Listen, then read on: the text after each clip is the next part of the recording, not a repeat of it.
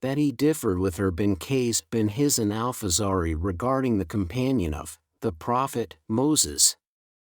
Ibn Abbas said that he was Al-Khidr. Meanwhile, Ubay bin Ka'b passed by them and Ibn Abbas called him, saying, "My friend, her, and I have differed regarding Moses' companion, whom Moses asked the way to meet. Have you heard the Prophet mentioning something about him?" He said, "Yes. I heard Allah's Messenger saying, while Moses was sitting in the company of some Israelites, a man came and asked him, 'Do you know anyone who is more learned than you?' Moses replied, 'No.' So Allah sent the divine inspiration to Moses, 'Yes, our slave Khidr is more learned than you.' Moses asked Allah how to meet him, Khidr. So Allah made the fish as a sign for him, and he was told that when the fish was lost, he should return to the place where he had lost it, and there he would meet him, Al-Khidr. So Moses went on looking for the sign of the fish in the sea. The servant boy of Moses said to him, 'Do you remember when we betook ourselves to the rock? I indeed forgot the fish. None but Satan made me forget to remember it.' On that Moses said, 'That is what we have been seeking.' 18.64 So they went back retracing their footsteps, and found Khidr. And what happened further to them is narrated in the Holy Quran by Allah. 18.54 up to 18.82 Once the Prophet embraced me and said, 'O Allah, bestow on him the knowledge of the book, Quran.' That he differed with her bin Qais bin Hizn al-Fazari regarding the companion of the Prophet, Moses. Meanwhile, Ubay bin Ka'b passed by them and Ibn Abbas called him saying, 'My friend, her, and I have differed regarding Moses' companion whom Moses asked the way to meet. Have you heard Allah's Messenger mentioning something about him?' Ubay bin Ka'b said, 'Yes, I heard the Prophet mentioning something about him, saying, while Moses was sitting in the company of some Israelites, a man came and asked him, 'Do you know anyone who is more learned than you?' Moses replied, 'No.' So Allah sent the divine inspiration to Moses, 'Yes, our slave Khidr is more learned than you.' Moses asked Allah how to meet him, Al-Khidr. So Allah made the fish a sign for him, and he was told when the fish was lost, he should return to the place where he had lost it, and there he would meet him, Al-Khidr. So Moses went on looking for the sign of the fish in the sea. The servant boy of Moses said, 'Do you remember when we betook ourselves to the rock? I indeed forgot the fish. None but Satan made me forget to remember it.' On that Moses said, 'That is what we have been seeking.' So they went back retracing their footsteps, and found Khidr. And what happened further about them is narrated in the Holy Quran by Allah. 18.54 up to 18.82 I came to Aisha while she was praying, and said to her, 'What has happened to the people?' She pointed out towards the sky.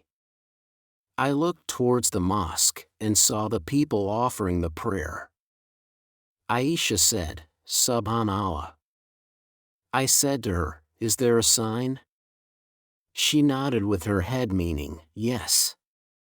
I, too, then stood for the prayer of eclipse, till I became nearly unconscious, and later on I poured water on my head.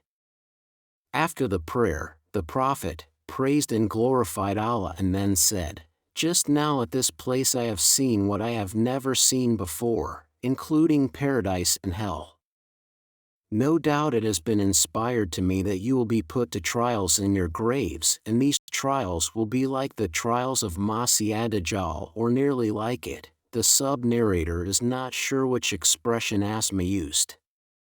You will be asked, 'What do you know about this man, the Prophet, Muhammad. Then the faithful believer, or Asma said a similar word, will reply, he is Muhammad, Allah's messenger, who had come to us with clear evidences and guidance, and so we accepted his teachings and followed him. And he is Muhammad. And he will repeat it thrice. Then the angels will say to him, sleep in peace, as we have come to know that you are a faithful believer. On the other hand, a hypocrite or a doubtful person will reply, I do not know, but I heard the people saying something and so I said it. The same. I was an interpreter between the people and Ibn Abbas.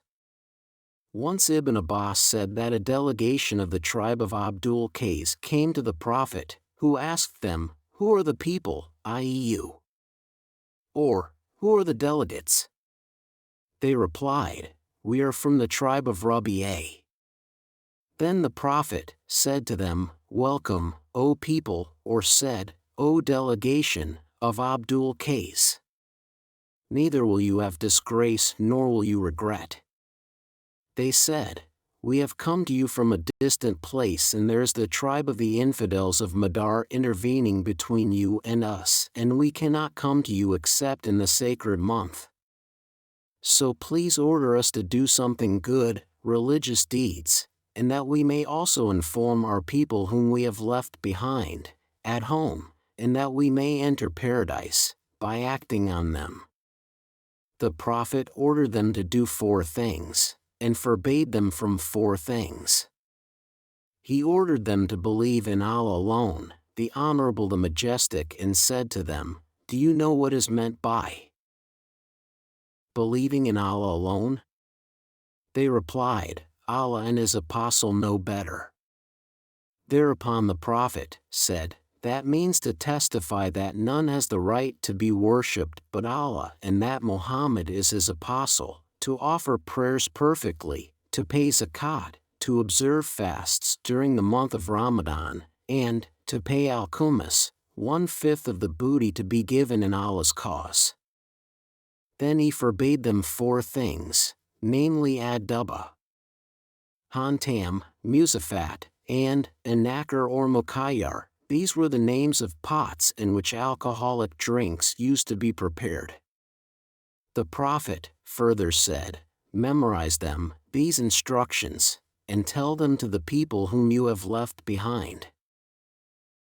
Abu Shuraih said, when Amr bin Sa'id was sending the troops to Mecca, to fight Abdullah bin Az Zubair, I said to him, O chief, allow me to tell you what the Prophet said on the day following the conquests of Mecca. My ears heard and my heart comprehended, and I saw him with my own eyes, when he said it. He glorified and praised Allah and then said, Allah and not the people has made Mecca a sanctuary. So anybody who has belief in Allah and the last day, i.e. a Muslim, should neither shed blood in it nor cut down its trees. If anybody argues that fighting is allowed in Mecca as Allah's messenger did fight in Mecca, tell him that Allah gave permission to his apostle, but he did not give it to you. The Prophet added, Allah allowed me only for a few hours on that day of the conquest, and today, now, its sanctity is the same, valid, as it was before. So it is incumbent upon those who are present to convey it, this information, to those who are absent. Abu Shuraih was asked, what did Amr reply? He said, Amr said, O Abu Shuraih, I know better than you, in this respect. Mecca does not give protection to one who disobeys Allah, or runs after committing murder or theft, and takes refuge in Mecca. In the year of the conquest of Mecca, the tribe of Qusa killed a man from the tribe of Bani Israel in revenge for a killed person belonging to them. They informed the Prophet about it. So he rode his rahila, she-camel for riding, and addressed the people saying, Allah held back the killing from Mecca. The sub-narrator is in doubt whether the Prophet said elephant or killing, as the Arabic words standing for these words have great similarity in shape, but he, Allah, let his apostle and the believers overpower the infidels of Mecca. Beware! Mecca is a sanctuary, verily. Fighting in Mecca was not permitted for anyone before me, nor will it be permitted for anyone after me. It war, and it was made legal for me for a few hours or so on that day.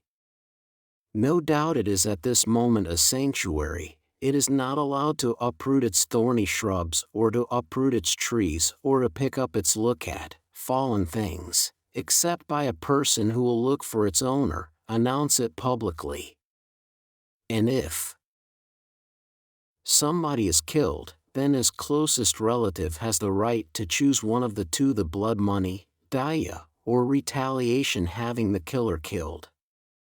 In the meantime a man from Yemen came and said, "O Allah's Messenger, get that written for me." The Prophet ordered his companions to write that for him. Then a man from Quraysh said, "Accept Al-Khidr, a type of grass that has good smell, O Allah's Messenger, as we use it in our houses and graves." The Prophet said, "Accept Al-Khidr, i.e. Al-Khidr is allowed to be plucked." I said to Ibn Abbas, Naf al-Bakali claims that Moses, the companion of Khidr, was not the Moses of Bani Israel, but he was another Moses. Ibn Abbas remarked that the enemy of Allah, Naf, was a liar. The Prophet said, once the Prophet, Moses, stood up and addressed Bani Israel. He was asked, "Who is the most learned man amongst the people?" He said, "I am the most learned." Allah admonished Moses as he did not attribute absolute knowledge to him, Allah. So Allah inspired to him at the junction of the two seas, "There is a slave amongst my slaves who is more learned than you." Moses said, "O my Lord, how can I meet him?" Allah said, "Take a fish in a large basket, and proceed, and you will find him at the place where you will lose the fish." So Moses set out along with his servant boy, Yusha bin Nun, and carried a fish in a large basket till they reached a rock, where they laid their heads, i.e. lay down, and slept. The fish came out of the basket and it took its way into the sea as in a tunnel. So it was an amazing thing for both Moses and his servant boy. They proceeded for the rest of that night and the following day. When the day broke, Moses said to his servant boy, "Bring us our early meal. No doubt, we have suffered much fatigue in this journey." Moses did not get tired till he passed the place about which he was told. There the servant boy told Moses, "Do you remember when we betook ourselves to the rock? I indeed forgot the fish." Moses remarked, "That is what we have been seeking." So they went back retracing their footsteps, till they reached the rock. There they saw a man covered with a garment, or covering himself with his own garment. Moses greeted him. Al-Khidr replied saying, "How do people greet each other in your land?" Moses said, "I am Moses." He asked, "The Moses of Bani Israel?" Moses replied in the affirmative and added, "May I follow you so that you teach me of that knowledge which you have been taught?" Al-Khidr replied, "Verily, you will not be able to remain patient with me, O Moses. I have some of the knowledge of Allah which He has taught me and which you do not know, while you have some knowledge which Allah has taught you which I do not know." Moses said, "Allah willing, you will find me patient and I will disobey no order of yours." So both of them set out walking along the seashore, as they did not have a boat. In the meantime a boat passed by them and they requested the crew of the boat to take them on board. The crew recognized Al-Khidr and took them on board without fear. Then a sparrow came and stood on the edge of the boat and dipped its beak once or twice in the sea. Al-Khidr said, "O Moses, my knowledge and your knowledge have not decreased Allah's knowledge except as much as this sparrow has decreased the water of the sea with its beak." Al-Khidr went to one of the planks of the boat and plucked it out. Moses said, "These people gave us a free lift, but you have broken their boat and scuttled it so as to drown its people." Al-Khidr replied, "Didn't I tell you that you will not be able to remain patient with me?" Moses said, "Call me not to account for what I forgot." The first excuse of Moses was that he had forgotten. Then they proceeded further and found a boy playing with other boys. Al-Khidr took hold of the boy's head from the top and plucked it out with his hands, i.e., killed him. Moses said, "Have you killed an innocent soul who has killed none?" Al-Khidr replied, "Did I not tell you that you cannot remain patient with me?" Then they both proceeded till when they came to the people of a town, they asked them for food, but they refused to entertain them. Then they found their wall on the point of collapsing. Al-Khidr repaired it with his own hands. Moses said, "If you had wished, surely you could have taken wages for it." Al-Khidr replied, "This is the parting between you and me." The Prophet added, "May Allah be merciful to Moses.